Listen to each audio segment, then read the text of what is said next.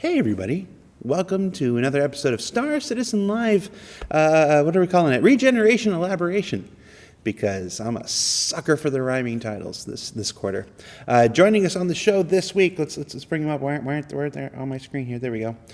We've got two members of our esteemed narrative team who probably need no introduction, but we're going to do it anyway because every show's somebody's first show. From the Before Times in Wizard of Oz, we've got Will Weissbaum. Tell everybody who you are and what you do. Hi, I'm lead writer Will Weissbaum. I do a little bit of everything here relating to narrative and lore, from Squadron 42 to the Persistent Universe. We're a very large, immersive game, and everything needs just a tiny sprinkle of lore to make it magical. Just a tiny sprinkle of lore.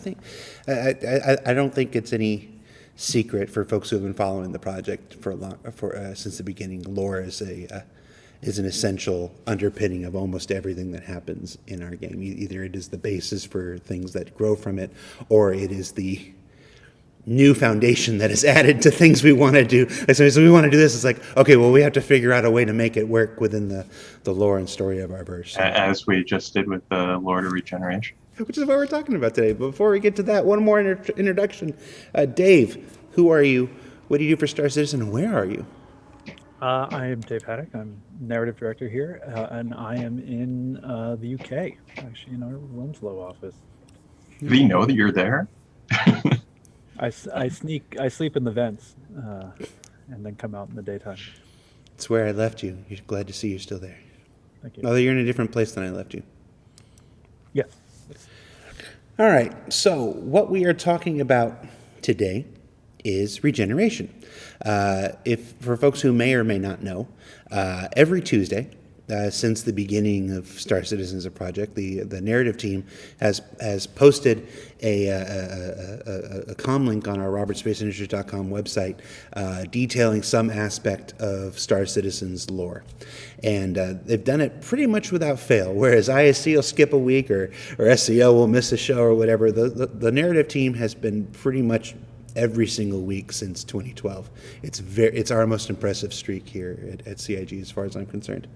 And this week's show was about regeneration, or the Lore Maker's Guide to Regeneration, based on the new changes that are coming to Alpha 315, created by the addition of healing tier 0. So as we usually do, we put up a thread. We collected some questions from the community. But before we get into that, because not everybody reads, or not everybody may be aware of that thing. We can just wait here while just like 5 minutes sit silently while they read it. Without going back and just rereading the entire post for everybody, why don't we give folks just a primer of what happened this week as far as the change in lore? Well, yeah, I mean, again, this was sort of, there was a discussion that happened, was it on this very show a few months ago, talking about... Yeah, with Chris and Richard. Oh, that was Calling All Devs, yeah. Oh. Yeah, it's the pre-recorded version of this show. That's shorter. Anyway, talking about the sort of the what would ultimately be sort of the respawning mechanic, and sort of revisiting the original sort of Death of a Spaceman post from way back, and so basically this lore post was a sort of, as Jared sort of explained earlier, like the lore-fied explanation of what this tech is and what's happening, and just so we could kind of start to get an idea of like how we could justify it, what our rule set were, and stuff like that, and make sure that it sort of lined up with kind of the mechanics that the design has been sort of looking at implementing. So high-level regeneration is the technology by which someone can be bioprinted with all their memories and sense of self intact, which is why it's a little bit different than cloning, which is just recreating someone's genetic material without all the same person being inside that hull. And then also we have the idea of imprint, which is the way that your sense of self is being stored in this technology in the Ibrahim sphere. So that's really high level for some of the stuff that we're going to be discussing later today. Dave, if you can you bring your mic volume up a little bit more? I can't adjust you individually on this end without adjusting Will as well. Yeah, that's fine. All right, so so as folks have watched ISC in the last couple weeks and everything, a major change to life and death is coming ahead of our work towards Death of a Spaceman. Players will die, and then or players who are allowed to die, like they're not healed, they're not picked back up, they're not saved out in wherever, or if they take such traumatic damage, there's no chance to save them. They will wake up in a hospital bed as this new and do we have a term? We're not calling it cloning. I know that, and I know you had the big list of terms at the beginning of your thing. Do we have a term for the new version of you? No, I think because it's not a clone that wakes up. It's still you. It's still you. Still Yeah. you. Yeah. Still you. It's like a transporter where people argue whether a transporter actually duplicates you and destroys the old one and whatever. I mean, maybe that's a derogatory term we need to come up with for people who are kind of against this technology that they don't trust. But we haven't established that yet. So maybe that's a good suggestion. The community can feel free to suggest terms for someone that's been regenerated. Yeah. And if not, it'll be a subject of one of our lore jams. I also watched The Prestige on the plane back, so it's all very topical. It's all very topical right now. I just realized that. All right, yeah, Star Citizen is very much just like The Prestige. Just like The Prestige. It's a real short version. so the player character wakes up in their hospital bed with the most recent scan of themselves, but because of this thing that we're referring to as an echo, or what was the longer form name of the echo? Traumatic response echo. Traumatic response echo. Sometimes the damage or the form of your demise will carry back along with you through this mental trauma. So if you suffered a tremendous trauma to your legs or something, your new you could wake up with damaged legs to the point where it might need replacements and stuff. Sort of the idea behind that was, because again, with the sort of Death of a Spaceman thing, like the idea was that you would still, this wasn't the sort of key to immortality, that it was your body would still be degrading. So we tried to come up with a way to kind of justify that, because again, on the surface, they're bioprinting a new version of you. It would seem like, well, if I got my arm cut off, like they would just print me with a new arm or regenerate me with a new arm. But so sort of the idea with this was this notion that the brain is sort of tricked into believing that, like, well, I got my arm cut off, so even though it's technically when I regenerate, I have a functioning arm, to my brain it suffered such extensive damage that it thinks that it's dead and useless. So it sort of that aspect of it kind of carried over. So that way we were kind of letting the body still kind of degrade, through these that the imprint is capturing so much more than just a DNA sample would indicate. A DNA sample doesn't have your cool scar that you got when you were 12 years old. That's not in your DNA, that's just on your face. But imprints carry that information with them and carry on. I mean, if you want to go have plastic surgery to have that removed in a calliope machine or something like that, that's still an option. But like for the imprint itself, it remembers your current version of you. And as we get into the questions that come from the community here, I want to remind folks that this, like anything else in Star Citizen, is a work in progress. Just like this regeneration in these Ibrahim spheres.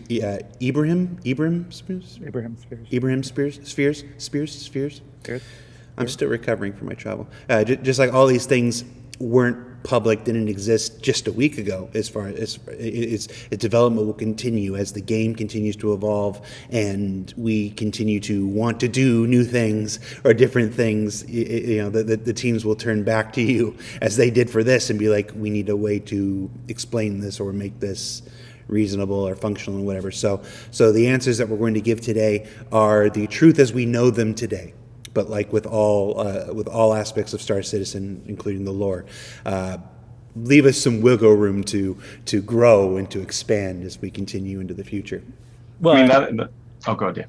just real quick. I mean, yeah, one of the great things too is, I mean, sifting through the Ask a Dev stuff, there have been some great questions, and obviously that Jared has pulled into here, but, you know, some great insights of like, and raising questions and circumstances and stuff like that we hadn't considered and stuff. So it helps us kind of flesh it out even more and help reinforce the logic. Yeah, I didn't pull the great questions. I just pulled the okay ones. Oh, okay, cool.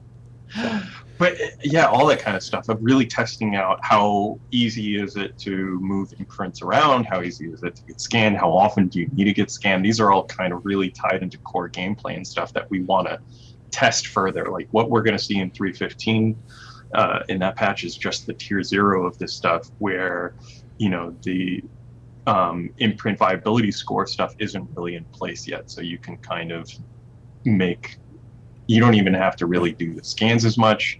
Like all that kind of stuff is in the very early days. And as it gets tested, we're going to hone in on, okay, this is the limitations of this technology, or the technology supports this. Yeah, a lot of the questions were about that imprint viability score. A lot of questions were about how insurance will work, and those systems are still being developed and fleshed out more by the designers, by the actual game designers and stuff. So as that stuff continues, then lore will be brought in to flesh it out and make it work. So yeah, and as we see how it, you know, impacts gameplay and stuff like that, you know, there will always be tweaking. Well, that's the whole purpose of having a live environment while we're in the middle of our game development. It lets us, we don't have to commit to one thing or the other. We can throw it out there, we can test it, and we can see how the players respond to it and then adjust from there. Yeah. So let's jump into the questions. We've also got some Gangs of Pyro questions. We've had a couple shows this year with you guys where we created the Gangs of Pyro, with Jeremiah, where we continue to flesh out some of their visual looks. So we'll throw some of those in here towards the end. But sticking with regeneration, which is the topic of this show here, the most voted up question had to do with what happens to the images stored on a sphere of a medical ship if the ship itself is destroyed. So even when it's not destroyed, even if a player's ship goes offline, right? Like in the terms of persistence and stuff, if someone parks it and makes their ship unavailable, we don't want regeneration to be some loophole in being able to steal someone's ship, like when they're not around.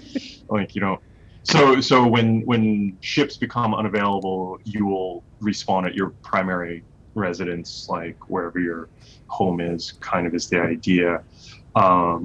With the idea that imprints, because we have this idea that they can be transferred, okay, that there exists a backup of you at your home. Now, with the idea that imprints don't become active until you die, like whatever is being transferred in that quantum entanglement thing kind of shows up at the proper location. So you'll be at that hospital instead of the ship if you unfortunately pass away. I get you. And again, it's. I think that one specifically is one of the points that will be fleshed out more as we see the gameplay implications. There we go. The gameplay implications. Is the part about memory and experiences purely for flavor, or is this to be realized within the game? I mean, our characters don't have stats like an RPG, and our rep shouldn't be affected, or at least I don't see why it would. Yeah, I mean, I think from my understanding of it at this point, that it's just more for kind of flavor, that it's because it's that sort of weird thing of like, if the you as a player have to kind of go, well, my character doesn't remember. I don't know. It feels a little like right now it's just going to be like it's just kind of a bit of flavor text to add to it that it kind of crosses over. But again, it's leaving that openness for design to kind of explore some ideas that they had about, you know, why you need to imprint frequently or how that's going to affect stuff in that kind of gameplay cycle. And so we wanted to make sure that they had room to develop more impetus to go back to a hospital and get scanned rather than just continuing on forever. Yeah. So. And I imagine it'll have some impact on the RPers and stuff who are RPing their character and want to know how far back they have to reset their RP characters' knowledge and experience and stuff like that. It'll be an interesting aspect to take a look at when you see more of that come online. And And kind of just to address it, maybe I'm doing it earlier from another question. I saw some people asking about, if there is this echo that's updating the imprint, why is there ever a gap? Isn't it just staying synced all the time? And so the kind of idea was that the imprint is an excellent copy of you, but the echoes that come through aren't complete, which is why you would want to make a new imprint and get scanned again. You're getting like flashes of memory, flashes of trauma, but it isn't the same as 100% copy of you all the time being updated. At least the idea right now. Just like a real echo in the real world, it doesn't have the same fidelity as the original source. Exactly. And there's a certain level of distortion to it. So you might have like rough memories of the time before you regenerated, but it wouldn't be perfect recall. It's the idea. So. And for those who are RPing, there's also some variation to it and stuff. Maybe you had minimal echoes, and your new character remembers everything, and maybe, it's up to you and that kind of stuff. One of the big reveals in that post was the reveal that this technology is based on salvaged alien tech acquired from or through the Vanduul. This question is basically: is it Vanduul created, or, as we've heard from other sources about the Vanduul, is it something that they themselves acquired from some other source? That is a good question. You're not going to give me anything on that one, are you? I was about halfway through the question. I was like, Dave's not going to give me anything on that one. So, yeah, I figured, guys, you're just going to have to learn more about the Vanduul in the universe. All right, let's move on. The Ibrahim sphere. Fun. I'm sorry, what? I said we want to save that fun. Yeah. The Ibrahim sphere, can it exist outside of a med bed or medical facility? I.e., specifically, can a sphere be stolen?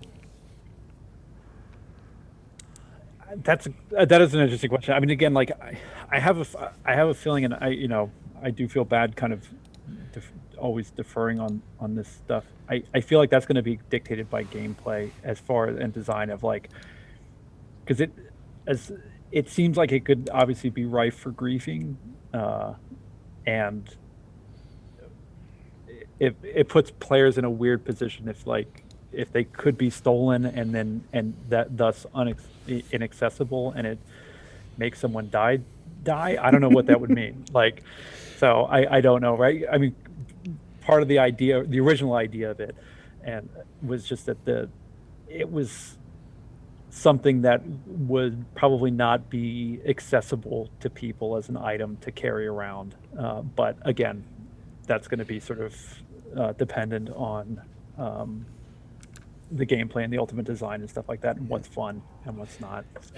Just like it's been inspiring players to kind of imagine cool scenarios, we're hoping it'll also inspire our mission designers to imagine stuff and be able to work with them on, what is fun, like Dave said. So. Yeah, and it might be maybe it's one of those things where, the theft of Ibrahim spheres maybe happens to NPCs, where it's right. Well, it's a mission thing of like somebody jacked my Ibrahim sphere, can you go get it back? Right. But something that doesn't happen to players, just because again, you don't want to be denied that opportunity to respawn, because that would be a bit of a drag. Right. Yeah.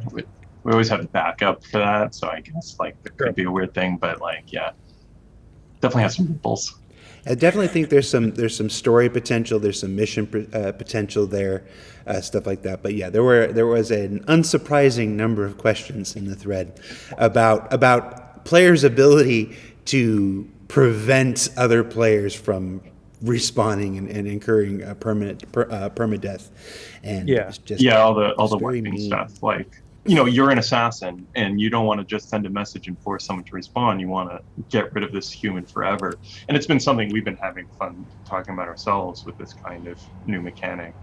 It's like, okay, is it that you're sent to kill the same person, 5 times until they're dead for real, and like you have to keep doing it and like waiting at the hospital and stuff like that? Mm-hmm. Is it something, if we work with design on this, where you are manipulating an Ibrahim sphere directly or manipulating an imprint directly somehow. Of course, we might limit how much that affects it with our backup technology and all this kind of stuff. So definitely room to explore down the line as far as gameplay. I think there's some interesting the things I'm looking forward to actually from the lore perspective. You actually mentioned the taxation problem with allowing multiple copies, but I'm looking forward to the conspiracy theories that like the UE are manipulating the spheres to make its populace more docile every time they regenerate. I'm sure Parker's Realm will have and stuff like that. Oh yeah, absolutely. Let's see. What else we got here? Another question regarding Ibrahim spheres. Does this mean that different beds across the PU will distribute to different imprint viability score reduction rates? Oh, okay, this goes back to the design question we set. So basically, they want to know if you have your thing set in one location, but you're forced to regenerate at a lower quality place because it's closer. Does that affect your IVS? I think we're just going to punt that one to the design team as they further develop it, probably. Yeah, right now we have that there's a sense of economy to the imprints in IVS and how fast you degrade and whether you repair that or help it, or all these kind of ideas floating. And we're looking forward to design kind of figuring out more of the specifics of that. So, and how it ties into insurance and how much you're paying and all this kind of stuff. Yeah. What non-human races have access to regeneration technology, and how did they get it, and when? I mean, I think it was really interesting. While we've been sort of talking about the post that we did on Tuesday, weirdly enough, like we actually didn't really talk much about sort of the implications for the other primary kind of alien races. At this point, I kind of feel like it might be easier for them to sort of share in the technology. I mean, before this, we jumped on, Will and I were actually spitballing kind of how the Banu would feel about it and how the Xi'an would feel about it and stuff like that. But as opposed to sort of like, you know, the Xi'an have their version of this, I have a feeling we probably would just sort of make it universal across the various species. But yeah, right now it was humans who kind of developed this first. It was our tech and kind of our big breakthrough on the other species. So it wasn't like they were off developing and having fallen upon it. It was kind of our unique consolidation of salvaging this Vandal tech and having Calliope bioprinting technology come online recently, where everything kind of came together and we had this huge breakthrough of being able to bring people back. So we'll actually be developing kind of, I think, seeing in real time how the other species are dealing with this new technology as well. I mean, humanity is still adjusting to this kind of new way of life. So, okay. I wonder, what race were the carrion eaters? Is it the Banu or the Xi'an? Xi'an. I always forget. Xi'an. I find myself wondering if there's not some like aftermarket use of just making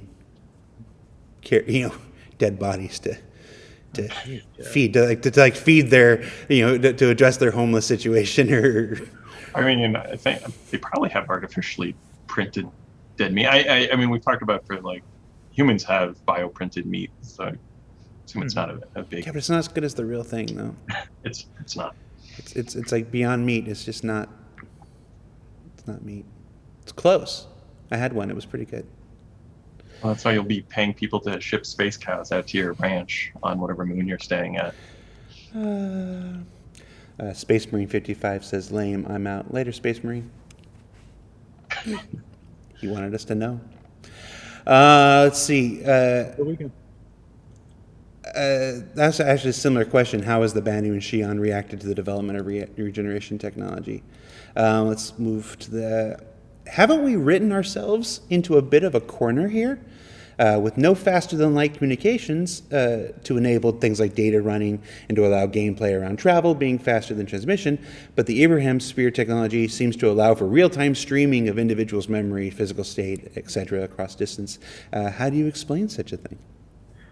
That was sort of the kind of quantum entanglement reference that we sort of worked into the thing, is that it's something in and of itself. It's not like, our engine technology or anything like that. It's an aspect of this that is still kind of unknown, and people are still, they don't quite understand how it works, but this is just the effect of it. And because it's not 100%, it's like Yeah. we were talking about that perfect recall. It makes it kind of unreliable as a fast communication. Like if you tell someone an important message and then shoot them in the head, there's a chance they might not remember exactly what you told them on the other side of it. So, Right. So I just got a message from Tyler for folks who have been here. The CitizenCon webpage is now live, and it's got the video and the schedule and details for contests and everything. So check that. I'm watching these guys. Go do something else. Thanks, Tyler. No. Just put it in another tab. Put it in another tab. I know you're all bored You with can these multitask. jerks. You can Let's multitask. go look at something No, fun. it was just that one Space Marine guy. He was the only one that was bored, and he felt like the need to tell everybody. So, It's Friday night, what's the rationale behind prisons reviving a dead person just to keep them in jail? Is it just the state's sadistic joy of torturing somebody in Gleischer? Yes. I got this one, guys. It's when you get a crime stat, like your imprints get kind of impounded, would be a way of looking at it. If you have any on record in legal systems, it's just like they would give you medical treatment if you got shot on the way to capture and then bring you to jail afterwards. This is, and I would also maybe also throw in there that, like, as opposed to, I guess, because you could kind of argue, like, I think they did this in Altered Carbon, but that idea of like, oh, well, if you're in prison, they just keep your stack in isolation for however many years. But it feels like in that regard, it might pass by in the blink of an eye. Like you just wake up and it's 150 years later or whatever. But Right. with this, you're expected to be awake and conscious, so you can serve your sentence. Otherwise, it's not really. Yeah. You It's take a cat nap and you wake up. It's the literal version of that Deep Space Nine episode where O'Brien went to prison and they forced him to live like 60 years of prison time in his head, because you want people to experience the punishment. You don't want them to just be on ice or frozen or whatever. So they did it the other way. They accelerated it in his head, but so he still had all the experiences in like 5 There was minutes of real time. the Black Mirror Christmas special did that. Right. I would actually have to check. I don't know how it works right now. If you make an imprint at Grim Hex and then get killed by the authorities, whether you respawn in prison or in Grim Hex, I'd have to double check on that. I'm not sure exactly of the gameplay flow. I don't know. Something for Evocati to let me know. I need to go play the game after this and see for myself. Always the Deep Space Nine deep cuts, Shadow Nova. Let's see what else we got. I lost my place here. What are some examples of ways to wipe a person? Maybe we should explain what the wipe means from that page. Wipe is the kind of term when an imprint is no longer viable for regeneration. They've been wiped from the sphere. It's removed, and that person is dead forever at that point. Other than in our hearts and our minds. So a wipe is that moment when you'd be forced to create a new player, and your possessions and everything would transfer to that player and stuff, as in the original Death of the Spaceman. Okay. So what are some of the ways that a person can be wiped? Well, I mean, again, I think, as of right now, I would say that the effect of being wiped is more of,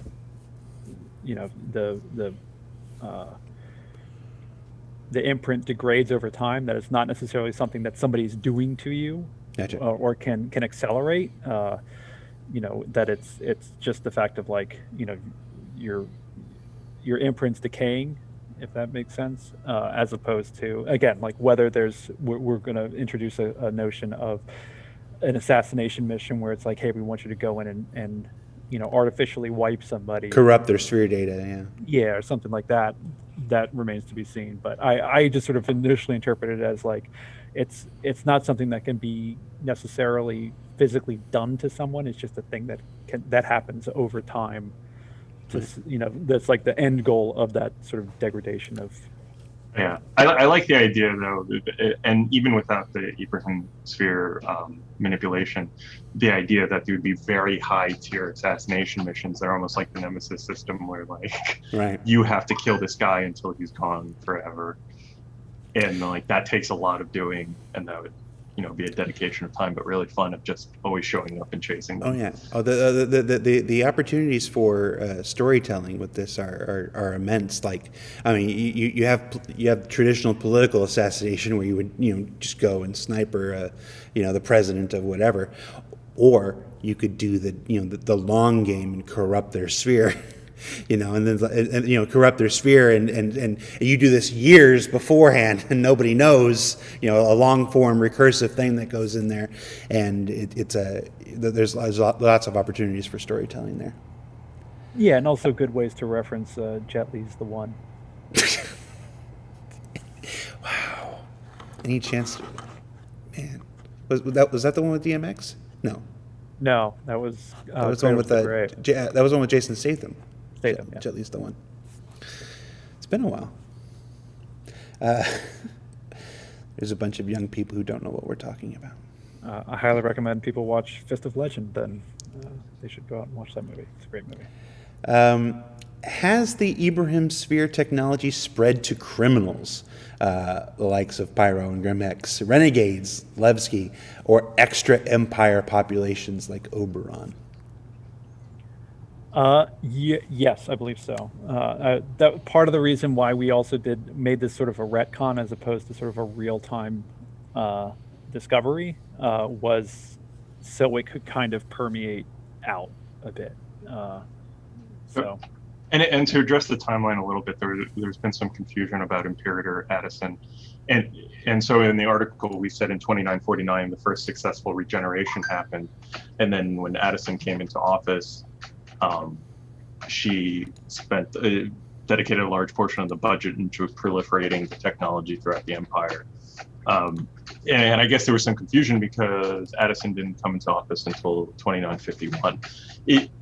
The idea was that after the first regeneration in 2949, development continued, and people were very excited about it, and it was starting to spread, but it was still limited in scope to who could get access to this technology, who was being able to be regenerated. And so what Addison's part of it was making it standard. Like open source. Yeah, she forced the companies to make it so that everyone could be producing it. There was a mass initiative to make sure that this was every hospital had it rather than just the biggest hospital in Terra or something like that. So that was what happened after she came into office, and that's why it's so common right now. Addison loves her tech. I'm a tech evangelist of sorts. It's an interesting question from the thread here. How has the discovery, invention of regeneration technology affected the UEE military? I imagine it's got to change some tactics of sorts if you know a good portion of your fighting force is semi-expendable. Can be brought back. Yeah, I mean, the ramifications of this cover everywhere. And yeah, I would imagine that the military, severely adjusted their sort of operating procedure, knowing that people, their soldiers can be brought back. And it's kind of an interesting problem of trying to teach the starmen that they're not immortal. Like as soon as you know that like you can get shot in the head and come back, that kind of changes your sense of danger a little bit, right? Do you get reckless? Yeah. So how do you tell people, wait, like don't be reckless, because we don't want people flying stupid, blowing up ships, and then just expecting to come back and all that. And there's a turnaround time involved, and there's a cost involved, and stuff like that. And also, again, there's the physical effects. Like there's still that's kind of the fun thing about this is that there's still consequence. Like yes, you're back, but there might be your arm might be useless, so you need to get a cybernetic arm. Like it's sort of not nothing. Right. Yeah. Plus, the paperwork has got to be a bitch. Have we settled on a date in the timeline when this became widely available or available to the military or anything like that? Not a firm date. As with all this kind of stuff, as we take the first pass, we tend to put a couple pins in, but we don't pin everything down until we really need to, because if we make it too rigid, then when someone comes in and is like, we think for gameplay we need to do this, then we have a lot more work fitting in. But if we just have these broader strokes of, well, we know in 2949 the tech was there, and by 2951 it was widely available, we can massage everything in between as needed. I had to ask for Astropub because I know he was going to be wondering. If a character dies and regenerates, are they able to remember how they died? Oh, that goes back to the echoes. So yeah. In general, for the RPers, would you think they'd remember the bomb dropping on their head, or the Vandal glaive through their face? I think it would vary, just like people with car accidents today. A traumatic experience, what you can recall on the other side of it varies vastly between different people. So, yeah. Has the proliferation of regeneration technology had any unintended or perverse consequences, or that you're ready to share with us at this moment anyway? I mean, we haven't delved too heavily into that. It's mostly just been about kind of getting this initial sketch out and sort of seeing how it stuck. I'm sure, you know how we get. We'll corrupt it in some way. But yeah, at this point, it was more of outlining the system, the rough structure for it. And again, kind of like what we do with most things, it's like, this is the sort of the broad sketch of it, and we'll be detailing it out, and we'll kind of probably dig in more, especially once there are more decisions being made on the design side that we can really lock in on stuff, then we can kind of play around with the expectations of it and turn it on its head and kind of try to have more fun with it. I was thinking about, like, someone who got stuck in a loop where they have a problem that medical science can't fix that's terminal, and so like they just keep coming back a few moments before they die and like have to wait until they're wiped. That's bleak. Yeah, I don't know if that would happen or if they would just like, well, until the degeneration coma hits them you, so much they just die from the degeneration instead of what was killing them to begin with. You would just have a couple cycles of coming back and dying right away. It'd give you enough time to catch up on your binge watching shows, I guess, before you go. I just had the worst idea for the worst quest. All right. Seems like a skin degeneration on Wallace Kim is due to drug abuse. It's rude. Wallace doesn't judge your complexion. Will drugs create echoes? I mean, currently, I would say yes. That's sort of what we've been anticipating. Is that, again, it's a physical thing like anything else. That's sort of the chemical addiction. I mean, with Widow, the staining of the nerves or the veins. I would assume that stuff would transfer over because, again, it's a part of the physiology, like a scar. So I would probably say yes. Or it could be that Wallace Kim has never been regenerated, not once, and that's just that might be true too. Long-term, build up on his original body. Who knows? Or he's just super cautious. Does the creation of an imprint also work with animals? Have you thought about animals yet? So somebody's going to get a space cow and get really attached to a space cow and want to save their space cow. I don't know. I assume yes. We're gonna have pets, right? And maybe we'll have to talk with design. My gut says yes, but part of me feels like it would be really expensive, but just get a new cat. That's fine. All the pet owners out there are gonna yell at me. It's a horrible thing to say, but yeah. And I love cats and dogs, but space cows confirmed. They were confirmed like 2.5 years ago. I mean, it's definitely an interesting conundrum of our current day, right? That you have pet owners who have more and more advanced pet care options given to them, where previously we would have euthanized the pet, but now you can pay $100,000 to try to do a risky surgery that might save them. And like, do you do that because you love your pet? Which is a really terrible situation. I'm probably bumming everyone out. I'll stop talking about this. I'm sorry for your pet health issues out there. This is Bob Barker saying, please spay and neuter your pets. Well, nobody will know who Bob Barker is anymore. All right, we got about a little less than 20 minutes of the show. Let's switch gangs here. Let's switch gears here to a little bit of the Gangs of Pyro stuff.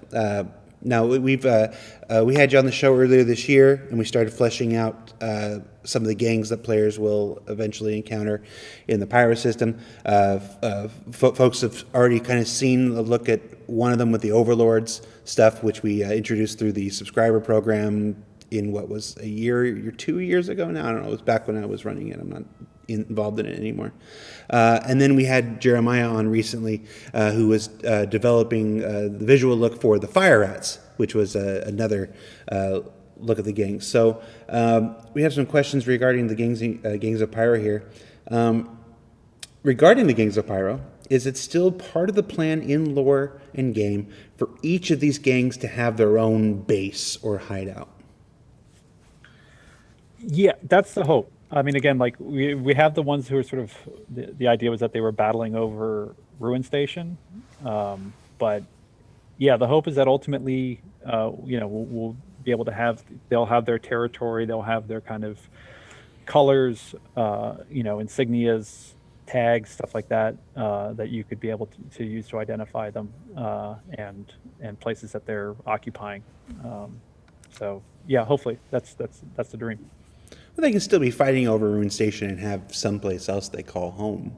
Yes, I mean, well, because again, like if they're not in charge at Ruin Station, they would probably be hiding out somewhere else. And there are larger gangs that kind of, we have system-wide ones, we have more planetary localized ones. So, yeah. And I think way down the line somewhere with the dynamic stuff that Tony's working on, we'll hopefully be able to have a situation where there's a small base that changes control.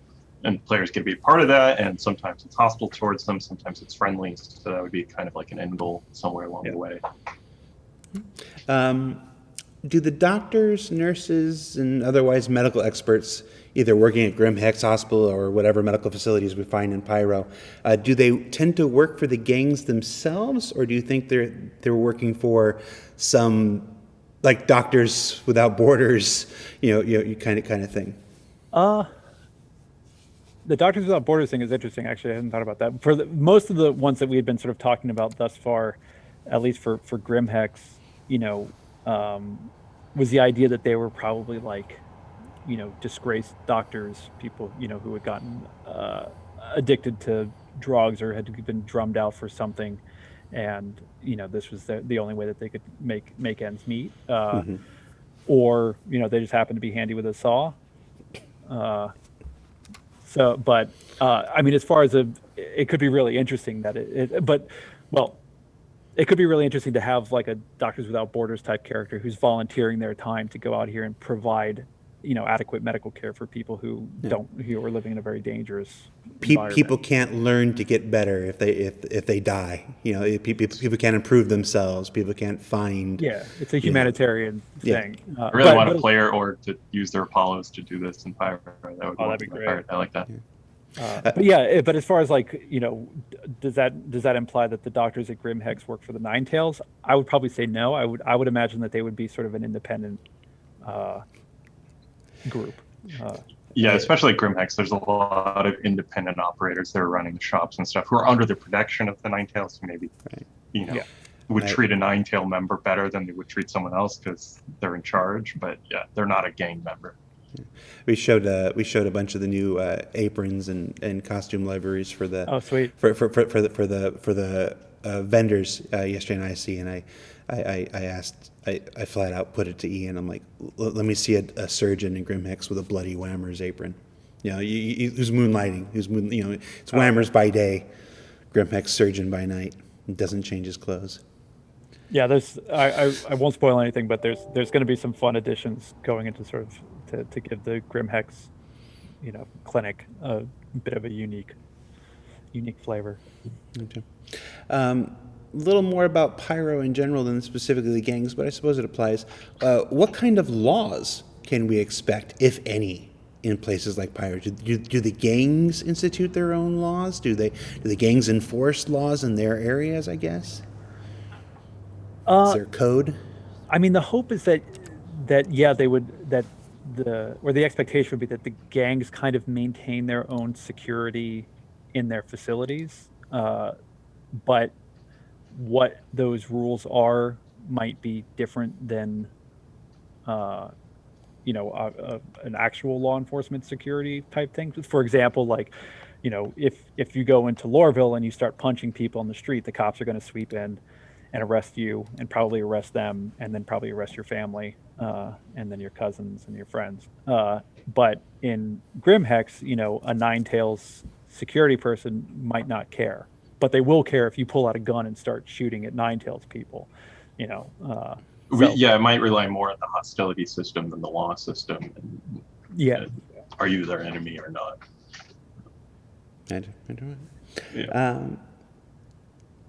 During the first Gangs of Pyro show we did here, we described in passing a shortcut between Stanton and Terra.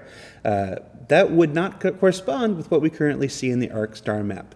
Did this map change, or did one of you mess up? That was just a mess up, I think. It's probably me. But because we messed up, we can change it to make it that we were always right. Then it's the power of no. We will not be retconning this. It was a slight slip up. We will reorganize the galaxy as we know it to just cover to prove our a point. ass. Again, an offhand comment that we made on SCL. It's the power of retcon. And the power to control the star map. How much do the Gangs of Pyro war over Ruin Station? Is it a constant struggle, or does Xenothreat easily hold the station and fend off attacks from other groups? I think at this point it's TBD. This is something that we want to work out with, the dynamics event system that Tony's works on, stuff like that, and the design team. But one of the things that we had talked about or kind of have kicked around is just this idea that, do we make a transfer of power in Ruin Station, a dynamic event, kind of like what Will was suggesting earlier with, maybe players can help, stuff like that, or it's just something that just happens. I leave Ruin Station and it's under Xenothreat control, and then I come back and it's now under the Headhunters control, something like that. So now, and again, it has multiple permutations of how it can affect the players, to the extent of, if I have good rep with Xenothreat, for example, but I have bad rep with the Headhunters, do I now, if the Headhunters take control, do I now have to watch my back while I'm in there? Do they react more coldly to me because I don't have good rep with them? Stuff like that. So there's a lot of questions that need to be answered before we can really take an official stance on it. But the hope was that it would be, again, reflective of Pyro itself, that you would see the station kind of shifting hands, relatively often, just to seem fun and dynamic and shifting, and again, a kind of a system at war with itself. We know of a couple gangs already. There's the Darkside Rovers, the Fire Rats, the Overlords, Xenothreat. You just mentioned what was the one? Headhunters. Headhunters. I don't think I had known about the Headhunters before. Shit. This question is simply, how many gangs and other factions can we expect to encounter around Pyro? Don't estimate. Give us the exact number. Now we know That's at what least it says. 5. It says don't estimate. Give them the exact number. This person's very, very demanding. I think that's a yeah. I have to count them. There's a lot. I mean, there's a decent amount. It's, again, there's also the sort of, let's just preface this by saying that there's the ultimately what we were sort of outlining for the entire system as to how we can stagger these things to come out. Right. Is sort of there's what you come up with, and then there's what gets released patch after patch after patch and stuff like that. So the number of Yeah, gangs that you develop and that exist in lore may not be the it's same. very number. cheap for us to come up with games. It's not cheap to realize them, as we've learned. But just to say, like, the initial pitch was one. We're going to freeze frame and try to see if you can read the page in your eyeball using like the enhance. I had 11 gangs originally, or factions, I guess would be a way to put it. But When we were doing the brainstorm, we wanted to make sure that like there was different areas of crime were covered so that players could have different groups to work with depending on what they wanted to do. And then we also wanted there to be natural competition, like so that there only wasn't one group doing this, so that you could choose one side or the other, help one team. So all this kind of stuff. But yeah, as far as when they're going to get implemented or how fast, or if it all comes down to us testing it in gameplay and seeing what actually is fun. Yeah. And we've sort of organized it as far as like, again, because creating that rivalry is really fun, because again, it becomes that sort of, it puts gives the players a choice of which horse they want to back, which is really interesting. I think it's important to remember, we ran into this when we put the Overlord armor and stuff out for the subscribers, that just because you're in a gang and just because you're in Pyro does not mean that you're evil or overly antagonistic or whatnot. I grew up watching Pony Boy and The Outsiders. It's just because you're in a gang. Sometimes that's a thing that you do for survival in a bad time in a bad place. It's not because you're out there trying to hurt the world. Yeah, I mean, again, I guess exclusive number 2. One of the gangs or organizations in them is actually sort of globally nicknamed the Survivors, and it's intended to be clusters of neutral groups that are just out living in Pyro trying to live off the grid type thing. So they're not antagonistic, they're not violent. Like if you attack them, they'll attack you back, but like they're just out there kind of heads down just trying to live their life. So there's a nice variety of them. All right, so now we've got go ahead. Yeah, seeing getting Pyro online and when we're going to be able to introduce kind of some of the hostility system elements into it with the rivalries, so that who you're affiliated with doing a job for this person makes it dangerous to go to these areas or interact with these people will be real interesting. With the more kind of legal organizations, it doesn't make sense for Koblex to start shooting at you because you're doing missions with Ling family hauling. That's not how businesses work. So it hasn't been that necessarily dialed in that much yet. But once we get major kind of outlaw gameplay, I think that's going to be a more unique aspect about it, about how those choices have much more dire consequences. So. And we know from the lore that with the Overlords that they're more vigilante style. Exactly. They think they're doing the right thing. Kind of whether they are or not, remains to be seen. But so methodology is questionable. So far we've got what? The Darkside Rovers, the Fire Rats, the Overlords, Xenothreat, the Survivors, which you just mentioned. Now the Highball. I can't remember the one that starts with H. Headhunters. Yep. So Headhunters. So now you've revealed 6 of the purported 11. So just for those. The rest who are just notes. Different spellings of Headhunters. Sometimes with a Z, sometimes HED. Headhunter, singular. He works alone. Yeah, that guy's just one gang. He's not really a gang, he's just a dude. He offers you jobs. Who controlled a Ruin Station before Xenothreat? Do you know? I would probably guess it was the Headhunters. I'll give you a little the water cooler pitch for the Headhunters was that they were sort of like a real old school kind of venerable gang. They've been around Pyro for a long time. They almost have a thieves code type thing. Like if you had to kind of deal with a gang in Pyro, if you made a deal with the Headhunters, they would stick to it. But that being said, they still rob and people and kill people and stuff like that. But they were a bit more the kind of a classic, biker gangish type, rough and tumble group. Yeah. The Coca-Cola to Xenothreats Pepsi. I would go say- Pepsi Clear. Oh no, it was Pepsi. Wasn't it Pepsi Crystal? Crystal Pepsi? Whatever. I don't know.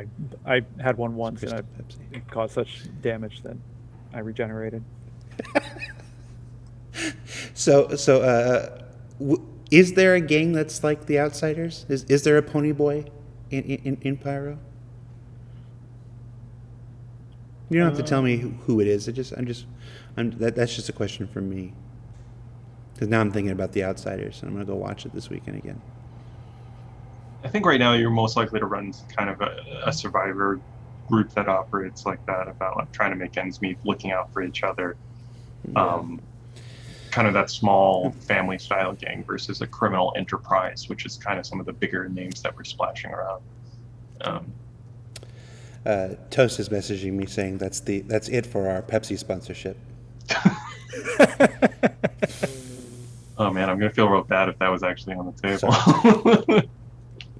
All right, that's it, guys. Thank you so much for taking the time out of your schedules to be here. I know it's really late over there in the UK, Dave, so thank you so much for staying late.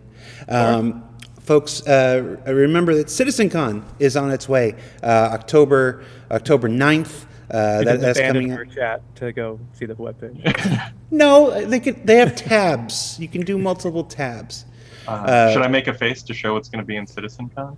Sure, you want to make a face to show what's going to be in CitizenCon? All right, that's Will's face to show what's going to be. Spoilers. What's your spoiler face for what's going to be in CitizenCon? I honestly, it was one of those things that wasn't in the script. I just did it on the fly, and then everybody went, "What the hell does that even mean?" Like, I don't know. But check out the citizencon.com, the new website that just went up today, or robertspaceindustriescom/citizencon2951, I think is the alternate URL. We got the breakdown of the panels and some of the rules for some of the contests that are going on, and a little teaser video that went out with that. And then remember, our last episode of ISC this quarter is next week. We'll be talking about bombing, which is coming to 315, along with the Hercules A2. That drops the bombs, as well as our patch report that covers everything that's coming in Alpha 315. So yeah, for Will, there you go, Will, and then Dave, I'm Jared. This is the trophy, the Ship Showdown trophy I got for myself when I expected to win, betting on the Cutlass, and you people voted on the 600i instead? And I'm like, what? It's the end of my show, so I'm gonna take a moment. Let me do this. Ride this out. No, I'm gonna go with the full. I'm like, you voted for the 600i over the Cutlass. I know it's all hip. Everybody's arguing about the Argo or whatever. It's like you guys messed me up like in the first round by voting for the 600i and just blew my entire office pool. I got myself a trophy ahead of time. That's how confident I was. Sorry, Jared. Just taking a few moments to chastise the community. Right? No, you're just forcing them to sit and think about what they've done. It's just you and me, community, right now. Like, I've taken Dave and Will off the screen. You can hear their voices, but no, it's just you and me. I want you to sit and think about what you did voting for the 600i over the Cutlass. I mean, I hope that there are some Spectrum posts apologizing this weekend. I mean, does the Cutlass have a spot, Jared? Is the only thing I'm going to ask. I will say real quick, though, definitely hit us up on the Ask a Dev Lore thing with questions about Regeneration. We've gotten some great ones that Yeah. I've been looking at. So. Yeah. Yeah, you'll do another one of your questions, comments, I take it, with follow-up questions and stuff, even beyond what we talked about today, right? Is that what you do? Maybe. Sometimes. I mean, we would if the Cutlass had won. Think about what you did, community. Well, I also noticed, while we're doing this, I also noticed that you moved the apostrophe in Lore Maker's Guide. Like I had it between the R and the S, and you guys moved it after the S. So. Well, it was all of us together. Yeah, I know. It's just I wasn't even consulted. Sorry. We'll sit and think about what we've done. We're so off the reservation right now. We're so off the reservation. All right. That's it. Let me hold on. I got a message. Let me see if I got a message from somebody. I'm supposed to say something. Go watch Fist of Legend. Enjoy. Nope. I thought I had a message. I'm playing D&D tonight. You guys want to watch my D&D stream? It's on my own Twitch, twitch.tv/DiscoLando. We're playing D&D. So if you want to join us, it's at 6 p.m. Pacific tonight. Since we're off the reservation anyway. At the same time, Dave and I will be live streaming our commentary on Jet Li's The One, if you want to watch along with us. Oh, well, never mind. I'm watching that instead. All right. I have no idea where the YouTube is going to end, but it's going to end long before this. Take care, everybody. Bye. Bye, all. Oh, that's the wrong thing. That is the right one. Okay.